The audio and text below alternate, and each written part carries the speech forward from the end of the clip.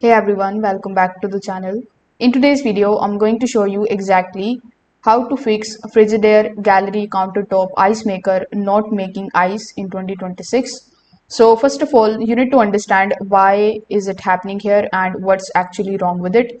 So the machine may still have power, but it's failing at one stage. So water intake, freezing or ice release. So we will go through each possibility so that you can pinpoint the issue.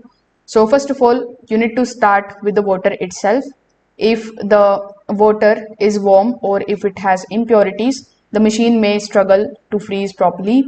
So always fill the reservoir with the cold filtered water for faster and consistent ice production. Now you need to listen closely when the machine runs. You should hear the water being pumped. If not, the water pump or the intake system may be blocked. So in that case, you need to remove and reinsert the tank, then simply clean any of the visible buildup around the intake area. Now the sometimes user interrupt the cycle too early. So ice maker takes time to freeze and release ice. So you need to let the unit run for at least 10 to 15 minutes without any interruptions to see if the ice forms. Now you can open the lid and inspect the metal cooling rods or tray. If they are not getting cold, that means that the issue may be with the cooling system.